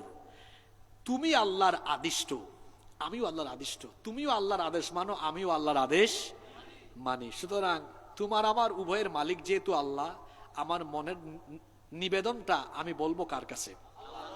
তিনি চিন্তা করলেন, আজকে জুমার দিন, আসরের সময় হয়ে গেছে, কিছুক্ষণ পরে সূর্য ডুবে যাবে। সূর্য ডুবে গেলে কোন দিন আরম্ভ হবে? কি বার? বলেন না, কি বার? আমাদের উম্মতের জন্য সাপ্তাহিক ইবাদতের দিন হলো জুমাবার, কিন্তু ওই উম্মতের সাপ্তাহিক ইবাদতের দিন ছিল শনিবার। এখন সূর্য ডুবে গেলে শনিবার আরম্ভ হবে, যুদ্ধ বিগ্রহ একদিন বন্ধ থাকবে। আর যুদ্ধে এমন অবস্থায় আসরের সময় পৌঁছেছে যে আর কিছুক্ষণ যুদ্ধে চললে ইমানদাররা বিজয়ী হয়ে যাবে, মানে কাফেররা পরাজিত হওয়ার দ্বার প্রান্তে। এখন যদি সূর্য ডুবে যায়, যুদ্ধ বিগ্রহ যদি পরের দিন বন্ধ থাকে, তাহলে পরবর্তী দিন রবিবার যদি কাফেররা মিলিটারি বাড়ায়া আরো প্রস্তুতি নিয়ে আসে, তাহলে যুদ্ধ আরো কঠিন হয়ে যেতে পারে। ইউসা বিন নুন আলাইহিস সালাম বলেন, আহারে, সূর্যটা যদি কিছুক্ষণ পরে ডুবতো, তাহলে তো এদেরকে আমরা পরাজিত করে দিতে পারতাম। এজন্য সূর্যের দিকে তাকায় বলতেছেন, তুমিও আল্লাহর আদেশ মানো, আমিও আল্লাহর আদেশ মানি। আমি তো আল্লাহর আদেশেই এখানে এসেছি, তাহলে দেখি যার আদেশ তুমি মানো, আমি মানো, তার আদেশে কিছু হয় কিনা। তিনি এবার বললেন, আল্লাহুম্মা হবিসহা আলাইনা। দেখেন কি দোয়া করলেন, আল্লাহুম্মা হবিসহা আলাইনা। হে আল্লাহ, আজকে তুমি আসমানের এই সূর্যকে থামিয়ে দাও ততক্ষণ, আমরা এই লড়াইয়ে বিজয়ী হব না যতক্ষণ। পৃথিবীর ইতিহাসে মাত্র একবার সূর্যকে থামিয়ে দিয়ে মসজিদে আকসা এবং জেরুজালেমের এই অঞ্চল বিজয়ের জন্য আসমানের সূর্য থামিয়ে দিয়ে আল্লাহ তাআলা ইমানদারদেরকে সাহায্য করেছেন। এত আস্তে সুবহানাল্লাহ বললেন? হ্যাঁ, আপনার ইমানের ব্যাটারি এত দুর্বল কেন? আপনি বলেন সক্ষমতা নাই। আরে দেখেন, ইমান নিয়ে যুদ্ধে গেলে আল্লাহ আসমানের সূর্য থামাইয়া ইমানদারদেরকে সাহায্য করেন। আল্লাহু আকবার। তিনি দোয়া করলেন, আল্লাহুম্মা হবিসহা আলাইনা। হে আল্লাহ, আসমানের সূর্য থামিয়ে দাও, আমরা যুদ্ধে বিজয়ী হব না যতক্ষণ। হাদিসের শেষে এসেছে, ফাহুবিসাত হাত্তা ফাতাহাল্লাহু আলাইহি। এই দোয়া আল্লাহ কবুল করে নিলেন। আসমানের সূর্যকে আল্লাহ থামিয়ে দিলেন। আল্লাহ সূর্যকে বললেন, হে আসমানের সূর্য, তুমি আজকে স্থির থাকো, থেমে থাকো ততক্ষণ, নড়াচড়ার সুযোগ নাই, জায়গায় থেমে থাকো ততক্ষণ। ইমানদাররা আজকে ফিলিস্তিন, জেরুজালেম, মসজিদে আকসা পুনরুদ্ধার করে আল্লাহর দ্বীনের পতাকা এখানে উড়াবে না যতক্ষণ সূর্য তুমি থেমে থাকবে ততক্ষণ। এই ঘটনাটা কোরআন হাদিসের সমন্বয়ে শোনানো আপনাদেরকে শোনালাম যে ফিলিস্তিনে বর্বরতা হচ্ছে এই অঞ্চলের ঘটনাই কোরআনে এসেছে। আপনারা আমাকে বলেন তো, হাজার হাজার বছর আগে দুর্বল এই ইমানদাররা এই ভূমিকে পুনরুদ্ধারের জন্য তারা কি সক্ষমতা নিয়ে গিয়েছিলেন না ঈমান নিয়ে গিয়েছিলেন? আজকে কোরআন হাদিস থেকে দূরে সরে যাওয়ার কারণে আপনার ঈমান দুর্বল হয়ে গিয়েছে। শুনেন, আল্লাহর সাহায্য ঈমানদারদের জন্য অবশ্যম্ভাবী। আল্লাহ কোরআনে বলেছেন, ওয়ালা তাহিনু ওয়ালা তাহজানু ওয়া আনতুমুল আ'লাউনা ইন কুনতুম মুমিনিন। তোমাদের জন্য কোনো টেনশন নাই, চিন্তা নাই, ভয় নাই, যদি তোমরা মুমিন হও। সাহায্য করবেন কে? সাহায্য পাওয়ার জন্য মুমিন হতে হয়। এই মুমিন কেমন? নামে মুমিন না কামে মুমিন? আল্লাহর সাহায্য যে আসে কোরআন হাদিস বলার পরে এবার আরেকটা ঐতিহাসিক ঘটনা বলি। কষ্ট হচ্ছে আপনাদের? কনস্টান্টিনোপলের ব্যাপারে ঐতিহাসিকরা বলছেন, গোটা পৃথিবী যদি একটা দেশ হতো তাহলে তার রাজধানী হতো আভিজাত্য আর সৌন্দর্যের কারণে কনস্টান্টিনোপল তার রাজধানী হয়ে যেত। আল্লাহর রাসূল একদিন সাহাবীদের সামনে বলছেন, লাতুফতাহান্নাল কুসতানতানিয়া, অবশ্যই কনস্টান্টিনোপল বিজয় হবে। ফালা নি'মাল আমিরু আমিরুহা ওয়ালা নি'মাল জাইশু জাইশুহা, কতই না উত্তম আর মঙ্গলময় সেই সেনাবাহিনী আর সেই সেনাপ্রধান, যেই সেনাপ্রধানের নেতৃত্বে যেই সেনাবাহিনী কনস্টান্টিনোপল বিজয় করে আল্লাহর দ্বীনের পতাকা উড়াবে, তাদের প্রশংসা ১৫০০ বছর আগে করেছেন মুহাম্মাদুর রাসূলুল্লাহ সাল্লাল্লাহু আলাইহি ওয়াসাল্লাম। ঘটনাটা শুনতেছেন আপনারা? যুবক ভাইরা কি জেগে আছে না ঘুমাই গেছে? এই ঘটনা স্পেশালি যুবকদের জন্য। শুনতেছেন ভাইরা? যুগ জামানা পাল্টে দিতে চাই না অনেকজন, একজনই আনতে পারে জাতির জাগরণ। এত মানুষের দরকার নাই, কোয়ালিটিফুল কয়েকজন মানুষ হইলে হয়। এই কথা যখন নবীজি বললেন, সাহাবীরা বললেন, তাহলে আমাকেই সেই সেনাপ্রধান বা সেই বাহিনীর সদস্য হওয়া লাগবে। কিন্তু শোনেন, আল্লাহর রাসূলের ওফাতের পরে খুলাফায়ে রাশেদার আমলে, উমাইয়া আব্বাসীয় যুগে অনেকেই চেষ্টা করেছেন, কনস্টান্টিনোপল কেউ বিজয় করতে পারেন নাই। রোমরা কনস্টান্টিনোপল দখল করে রেখেছিল। রাসূলের ওফাতের ৮০০ বছর পর্যন্ত, রাসূলের ওফাতের পরে ৮০০ বছর পর্যন্ত কনস্টান্টিনোপল কেউ বিজয় করতে পারে। উসমানীয় খেলাফত চলতেছে। কোন খেলাফত? উসমানীয় খেলাফতের সময়ে সুলতান মুহাম্মদ বিন মুরাদ আল ফাতিহ, তিনি সর্বপ্রথম কনস্টান্টিনোপল বিজয় করলেন। তখন তার বয়স ছিল, যুবক ভাইরা আছেন নাকি? তখন তার বয়স ছিল মাত্র ২১ বছর। সুবহানাল্লাহ পড়তে ইচ্ছা করে না? বলছিলাম যে সাহায্য আসে কার জন্য? একটু বলেন কার জন্য? হ্যাঁ, নামে না কামে? এই কামে যে এই ঘটনাটা বোঝাবার জন্য এটা টান দিয়েছি, খেয়াল করে শোনেন। এই যুবক ২১ বছর বয়সে কনস্টান্টিনোপল বিজয় করলেন। বিজয়ের পরে তাকে জিজ্ঞেস করা হলো, আচ্ছা এত অল্প বয়সে আপনি কনস্টান্টিনোপল বিজয় করলেন কিভাবে? এত প্রেরণা কোথা থেকে পেয়েছেন? তিনি বললেন, আমার বয়স যখন ৭ বা ৮ বছর, তখন ওই যে একটু আগে হাদিস পড়লাম না, এই হাদিসের কথা বললেন। এই হাদিসটা আমি শুনেছি। শোনার পরে আমি সিদ্ধান্ত নিয়েছিলাম, রাসূল যেই কমান্ডারের প্রশংসা করে গিয়েছেন, আমি সেই কমান্ডার হব। স্বপ্ন দেখতে হয়, যার স্বপ্ন যত বড় সফলতা তত। তিনি বলেন, আমি প্রতিজ্ঞা করেছিলাম আমি এটা বিজয় করে ছাড়বই। আমি ওই হাদিস শোনার পরে সিদ্ধান্ত নিয়েছিলাম। আজকে এই সিদ্ধান্তের প্রতিফলন ঘটিয়েছেন কে? এখন শোনেন, বিজয়ীরা পরামর্শ করে সিদ্ধান্ত নেন, এত বড় একটা বিজয়, রাসূলের ওফাতের পরে এই প্রথমবারের মতো আমরা কনস্টান্টিনোপল বিজয় করলাম। আমরা আজকে 2 রাকাত সালাত আদায় করে আমরা এই বিজয় উদযাপন করব।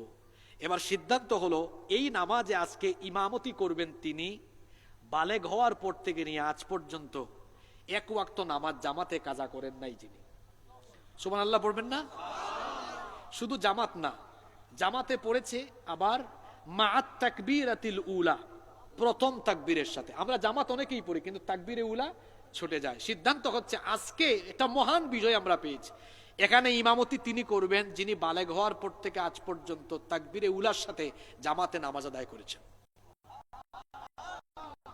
কেউ সামনে যায় না, এত বাহিনী, কেউ সামনে। অনেকক্ষণ পরে 21 বছর বয়সী এই কমান্ডার চুপি চুপি সামনে যাওয়ার আগে বললেন, আমার জীবনের এই আমলটি আমি গোপন রাখতে চেয়েছিলাম, কিন্তু আজকে তো সামনে না গেলে নামাজ হচ্ছে না, ফাঁস হয়ে গেল। আমি বালেগ হওয়ার পর থেকে আজকে কনস্টান্টিনোপলে আল্লাহর দ্বীনের পতাকা উঁচা করা পর্যন্ত আমি কোনোদিন তাকবীরে উলার সাথে জামাতে নামাজ ছাড়ি নাই। সব নামাজ তাকবীরে উলা জামাতের সাথে পড়েছি। বলছিলাম মুমিনদের জন্য আল্লাহর সাহায্য আছে, নামের মুমিন না কামের মুমিন। 21 বছর বয়সে এই যুবক পৃথিবীর ইতিহাসের এক সেরা সেনা প্রধান হয়ে গেলেন এমনি এমনি না আমলে আখলাকে পূর্ণতার কারণে? আপনার আমার উপরে, আপনার আমার জন্য আল্লাহর সাহায্য আসে না কেন জানেন? দিনে 100টা মিথ্যা বলি আমরা, আমাদের 5 ওয়াক্ত নামাজ নাই, আমরা ঠকাই, আমরা সুদ খাই, ঘুষ খাই, মিথ্যা বলি, চুগলখুরি করি, গীবত করি, আমরা জনগণের প্রতিনিধি হলে পরে জনগণের মাল সম্পদ চুরি করি, ডাকাতি করি, আমরা অন্যায় করি, অপরাধ করি। আমাদের অনেকের নাম ফজর আলী, কিন্তু আমাদের ফজর আলীর ফজর নাই, কুরবান আলীর কুরবানি নাই, জোহর আলীর জোহর নাই, তার বাপ নাম রেখেছে আব্দুল মোমেন, কিন্তু কাজে কর্মে ইমানের কোনো ছিটাফুটাও নাই। অনেকের নাম আছে ইমান আলী, বাস্তবে হলো বেঈমান আলী। এখন এই যদি হয় ইমানের হালত, তাহলে এদের উপর কি আল্লাহর সাহায্য আসবে? আজকে আমরা পৃথিবীতে অধপতিত কেন? কেন আমাদের ফরিয়াদ আল্লাহর দরবারে পৌঁছায় না? আমরা ফিলিস্তিনের পক্ষে ইসরায়েলের বিরুদ্ধে মিছিলেও যাই, কিন্তু মিছিলে যাওয়া আসার পথে মাঝখানে জোহর আসর কাজাও হয়। মিছিলে অবশ্যই যাবেন, প্রতিবাদ অবশ্যই জানাবেন, এটা আপনার দায়িত্ব, কিন্তু ওখানে যেতে আসতে নামাজ ও জামাতের সাথে আদায় করতে হবে। তাহলে ফরিয়াদ শুনবেন কে? বদরে ওহুদে খায়বারে খন্দকে এই মুসলমানরা বিজয় পেয়েছেন এমনি এমনি না, ইমানে আমলে আখলাকে তারা ছিলেন পরিপূর্ণ। সুবহানাল্লাহ। আজকে আমার আপনার ইমানের রোগ ধরে গিয়েছে। যুবক ভাইরা 12টা পর্যন্ত ওয়াজ শুনলেন, ফজরের সময় যদি ঘুমায় থাকেন এই ওয়াজে কোনো ফায়দা হবে? জোরে বলেন ফায়দা হবে? সবার আগে কি? নামাজ। সবার আগে কি? ওয়াজ শোনা নফল, নামাজ আদায় করা, জোরে বলতে হবে নামাজ আদায় করা। আজকে আমার আপনার নামাজের খবর নাই, আমার আপনার আমল আখলাকে যে গুরুতর রোগ ধরেছে, এজন্য আমাদের ফরিয়াদ আল্লাহর দরবার পর্যন্ত পৌঁছায় না, আমাদের জন্য আল্লাহর সাহায্য আসে না। এজন্য আমি আফসোস করে কি বলি, যদি আল্লাহর রসুল এবং সাহাবীদেরকে অলৌকিক ভাবে জিন্দা করা হতো, আমাদের ইমান আমলের এই দশা দেখে তারা আফসোস করে বলতেন, আরে বদরে ওহুদে খায়বারে খন্দকে রক্ত দিয়ে আমরা কি এই রকম মুসলমান বানাতে চেয়েছিলাম নাকি? আফসোস করতেন আর বলতেন। সম্মানিত নারায়ণগঞ্জবাসী, পৃথিবীতে কিয়ামত পর্যন্ত আমরা আল্লাহর সাহায্য পাবো, আমাদেরকে কেউ হারাতে পারবে না যদি আমরা ইমানে আমলে আখলাকে সমৃদ্ধ হয়ে, আমরা যদি ইমান আর আল্লাহর উপর তাওয়াক্কুল নিয়ে মাথা উঁচু করে দাঁড়িয়ে যাই, তামাম পৃথিবী আল্লাহ তাআলা আমাদের পায়ের তলায় ফেলে দিবেন। আগে আমাদের নিজেদেরকে সমৃদ্ধ হতে হবে। মনে রাখবেন, সক্ষমতা দিয়ে বিজয় আসে না, বিজয় আসে কার সাহায্যে? জোরে বলতে হবে কার সাহায্যে? কষ্ট হচ্ছে নাকি আপনাদের? আমরা এই ফিলিস্তিন নিয়ে তো আবেগ দেখাই কেন? কারণ এটা আমাদের আবেগের জায়গা, এটা আমাদের আবেগের। নবী করিম সাল্লাল্লাহু আলাইহি ওয়াসাল্লাম এই অঞ্চল সম্পর্কে অনেকগুলো ভবিষ্যৎবাণী করেছেন। আমি কি সংক্ষেপে সেই ভবিষ্যৎবাণীগুলো তুলে ধরবো? ফিলিস্তিন আমাদের কাছে কেন আবেগের জায়গা? খুব অল্প সময়ে 3-4 মিনিটে আমি এর 13টা কারণ বলছি কেন ফিলিস্তিন আমাদের কাছে আবেগের জায়গা। 13টি কারণ বলছি। নাম্বার 1, 1 নাম্বার, আল্লাহ তাআলা এই ভূমিকে কোরআনুল কারীমে আল আরদুল মুকাদ্দাসা, পবিত্র ভূমি বলে সম্বোধন করেছেন। সুবহানাল্লাহ। নাম্বার 2 নাম্বার, ফিলিস্তিনের প্রতি আমাদের এত আবেগ এই জন্য কারণ ওখানে একটা মসজিদ আছে, এটা সম্মান আর মর্যাদার দিক থেকে ইসলামের 3য় মসজিদ, মসজিদে আকসা। এই মসজিদে আল্লাহ তাআলা নবীজিকে মেরাজের সময় যাত্রা বিরতি দিয়ে ওখানে স্টপ করিয়ে পৃথিবীর সব নবী রাসূলদেরকে একত্রিত করে সেই নামাজের ইমাম আল্লাহ আমাদের নবীকে বানিয়েছেন। এটি ছিল আমাদের পূর্বের কিবলা। এটা আমাদের আবেগের জায়গা। সুতরাং ইসরায়েলের অসভ্য ইহুদিরা যদি মসজিদে আকসা যে জনপদে আছে সেই জনপদের 1 ইঞ্চি মাটির দিকে কালো হাত বাড়ায়, পৃথিবীর 200 কোটি মুসলমানরা সেই কালো হাতকে ভেঙে টুকরা টুকরা করে দিবে। ফিলিস্তিন কেন আমাদের কাছে আবেগের জায়গা? নাম্বার 3 নাম্বার কারণ আল্লাহ বলেছেন লা তাযালু তাইফাতুম মিন উম্মতি ইউকাতিলুনা আলাল হক যাহিরিনা ইলা ইয়াউমিল কিয়ামাহ।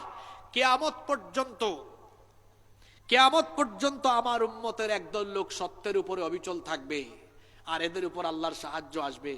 সাহাবীরা বলেছেন এখানে আল্লাহর রাসূল এই শাম অর্থাৎ ফিলিস্তিন, জর্ডান, মিশর, ফিলিস্তিন, জর্ডান, তারপরে ফিলিস্তিন, জর্ডান, সিরিয়া, এই যে অঞ্চল আছে, লেবানন, এই অঞ্চলগুলিকে রসুলের সময় শাম বলা হতো। আল্লাহ রসুল বলেছেন কিয়ামত পর্যন্ত এই অঞ্চলের লোকদের উপরে আল্লাহর সাহায্য আসবে আর তারা হকের উপরে প্রতিষ্ঠিত থাকবে। নাম্বার 4 নাম্বার, কেন আমাদের কাছে ফিলিস্তিনে তো আবেগের জায়গা? কারণ পৃথিবীর বেশিরভাগ নবী রাসূল এই জেরুজালেম ফিলিস্তিনের অঞ্চলে এসেছেন। এটা হচ্ছে নবুয়ত আর রিসালতের প্রাণ কেন্দ্র।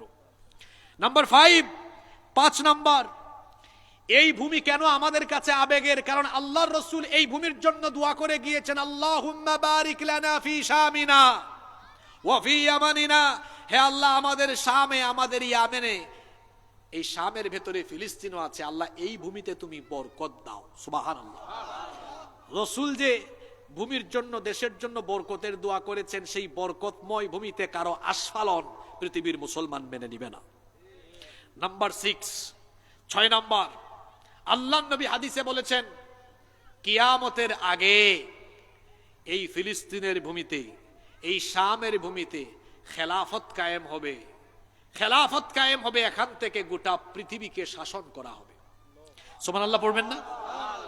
আপনি বলবেন হুজুর এটা কোনো কথা কইলেন আপনি? যাদের বাসস্থানে নাই, গাজা রাফাকে শেষ করে দিচ্ছে, এরা কেমনে পৃথিবী শাসন করবে? আপনার কাছে যেটা অসম্ভব, আল্লাহর কাছে সেটা।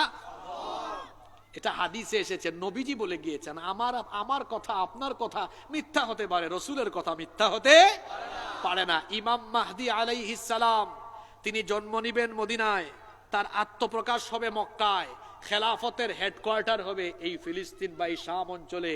যারা ফিলিস্তিনকে মুছে দিতে চাইছে, আল্লাহর রাসূলের এই হাদিস থেকে আমরা বলছি, নির্যাতিত, নিপীড়িত, মজলুম এই ফিলিস্তিনিরাই আগামীর বিশ্বকে শাসন করবে ইনশাআল্লাহ। নাম্বার 7, ফিলিস্তিন কেন আমাদের কাছে আবেগের জায়গা? আল্লাহর রাসূল এই ভূমিকে বলেছেন কলবুল আলম, এটি হচ্ছে বিশ্বের, মুসলিম বিশ্বের হৃৎপিণ্ড। সুবহানাল্লাহ।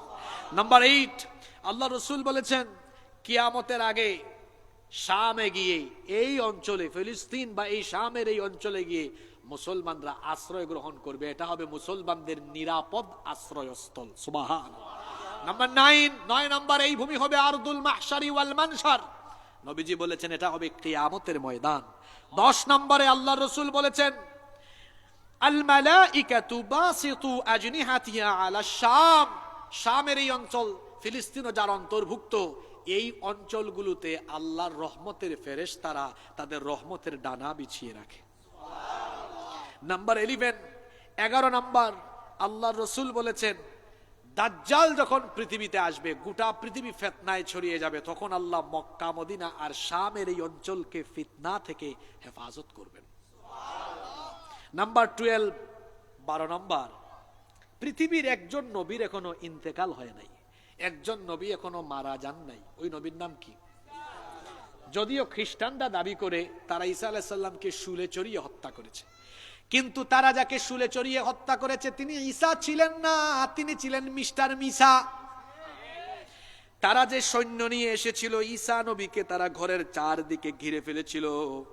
আল্লাহ তাআলা ঈসা নবীকে তখন আসমানে উঠায় নিয়েছেন, হেফাজত করেছেন, কারণ তিনি দোয়া করেছিলেন, আল্লাহ তুমি আমাকে নবী বানিয়েছো, কিন্তু আমার পরে তো আখেরি নবী আসবেন, এই উম্মতের মর্যাদা বেশি, সুতরাং নবী না বানায়া তুমি যদি আমাকে আখেরি নবীর উম্মত বানাতে ভালো হতো। আল্লাহ দয়া করে তুমি আমাকে আখেরি নবীর উম্মত বানাও। তিনি যখন এই দোয়া করলেন, আল্লাহ দোয়া কবুল করে বললেন, ঈসা আমি তোমাকে মৃত্যু দিব না, বাঁচিয়ে রাখবো ততক্ষণ, আখেরি নবীর উম্মত তোমাকে বানাবো না যতক্ষণ। আল্লাহ দোয়াটা কবুল করেছেন। যখন খ্রিস্টানরা যখন তাকে হত্যা করার জন্য এসে চারপাশ ঘিরে ফেললো, আল্লাহ তাআলা ঈসা নবীকে আসমানে উঠায় নিলেন। সৈন্যরা যখন ভেতরে ঢুকলো, তাদেরই মধ্যে একজন সৈন্যকে আল্লাহ ঈসা নবীর সুরত দিয়ে দিলেন। এটা কি আল্লাহর জন্য সহজ না কঠিন? এরা সবাই মিলে এরে ধরতেছে, এই তো ঈসা, এরে ধরো। এরা ধরে নিয়ে যাচ্ছে, সে বলতেছে, ভাই রে আমি ঈসা না, আমি মিসা, আমি মিসা মিয়া, আমি ঈসা নয়। কই তুই ঈসা? তুই ঈসা না হইলে তোর চেহারা এমন হয়েছে কেন? কয় না, বিশ্বাস করো আমি তোমাদের লোক, আমি মিসা, আমি ঈসা না। কয় তুই ঈসা? ধরে নিয়ে তারা শুলে চড়িয়ে হত্যা করলো। এখন বলেন তো, যাকে শুলে চড়িয়ে তারা হত্যা করেছে সেটা কি আসল ঈসা না মিসা? আল্লাহ কোরআনে বলেছেন তারা ঈসা নবীকে শুলে চড়িয়ে হত্যা করতে পারে নাই। আল্লাহ তাকে হেফাজত করেছেন, আসমানে উঠায় রেখেছেন। যখন দাজ্জালের আগমন হবে, ঈসা নবীকে আবার ঈসা নবীকে দুনিয়াতে আবার পাঠাবেন যিনি, তিনি কে? তিনি কি বাংলাদেশে আসবেন? পাকিস্তানে? ইন্ডিয়াতে? শুনেন, ফিলিস্তিনের এই ভূমি আমাদের কাছে এত গুরুত্বপূর্ণ কেন? এটা শামেরই অন্তর্ভুক্ত ভূমি। আল্লাহর নবী বলেছেন, দাজ্জাল যখন পৃথিবীতে ফিতনা চালাবে, তখন শামেরই অন্তর্ভুক্ত সিরিয়ার পূর্ব দিকের সাদা গম্বুজওয়ালা একটা মসজিদে ফজরের আগ মুহূর্তে, নামাজের আগ মুহূর্তে দুইজন ফেরেশতার কাঁধের উপরে ভর করে ঈসা আলাইহিস সালাম দুনিয়াতে অবতরণ করবে। এজন্য ওই ভূমির প্রতি আমাদের এত টান। 12 নম্বর হলো, এই ভূমিতেই আসবেন ইমাম মাহদী আলাইহিস সালাম, এসে তার খেলাফতের হেডকোয়ার্টার কায়েম করবেন। সুবহানাল্লাহ পড়বেন না? 13 নম্বর, এই ভূমিতেই দাজ্জালকে এবং দাজ্জালের অনুসারী 70,000 ইহুদিকে একসাথে হত্যা করা হবে। আল্লাহু আকবার। এই জন্য এই ফিলিস্তিন আমাদের কাছে এত আবেগের জায়গা। সম্মানিত নারায়ণগঞ্জবাসী, আমি আপনাদেরকে কোরআন হাদিসের এই উদ্ধৃতি আর অনেকগুলো বাস্তবমুখী ঘটনার মাধ্যমে যে কথাগুলো এই লম্বা সময় ধরে বোঝাতে চাইলাম, তা হলো এই: যুগে যুগে আমরা সক্ষমতা দিয়ে বিজয়ী হয়ে নাই। যুগে যুগে আমাদের পূর্বপুরুষরা বিজয়ী হয়েছেন ঈমান আর তাওয়াক্কুল নিয়ে। যখন দাঁড়িয়েছেন, আল্লাহর সাহায্য আসমান থেকে তখন নেমে এসেছে। সুবহানাল্লাহ। আজকে আমাদের সক্ষমতার অভাব নয়, আমাদের অভাব হলো ঈমান আর তাওয়াক্কুলের। কথা বুঝে থাকলে বলেন তো কিসের অভাব? ঈমান আর তাওয়াক্কুলের। আমি আগেই বলেছি, আমাদের ঈমানের ভেতরে রোগ ঢুকেছে। আমাদের এই ঈমানের রোগকে দূর করার জন্য, আচ্ছা, রোগ নিয়ে ডাক্তারের কাছে গেলে ডাক্তার কি দেয়? ওষুধ তো দেয়, কিন্তু আগে কি দেয়? ওষুধ তো আপনি গিয়ে পড়ে কিনবেন, কিন্তু ওষুধগুলো লিখে দেয় কোথায়? জোরে বলেন কোথায়? প্রেসক্রিপশনে। আমাদের যে ঈমানের রোগ ধরলো, ঈমানের রোগ ধরেছে, এই ঈমানের রোগ সরাবার জন্য আল্লাহ প্রেসক্রিপশন দিয়েছেন। এই প্রেসক্রিপশনের নাম হলো, জোরে বলতে হবে, এই প্রেসক্রিপশনের নাম কি? জোরে বলতে হবে, প্রেসক্রিপশনের নাম কি? এটা হলো প্রিন্টেড কোরআন।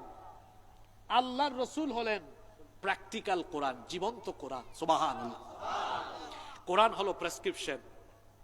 এখন প্রেসক্রিপশন পেয়ে যেমনি গিয়ে আপনি ওষুধ কিনেন, ঠিক তেমনি আল্লাহর দেওয়া এই প্রেসক্রিপশন পাওয়ার পরে এবার মেডিসিন শুরু হবে।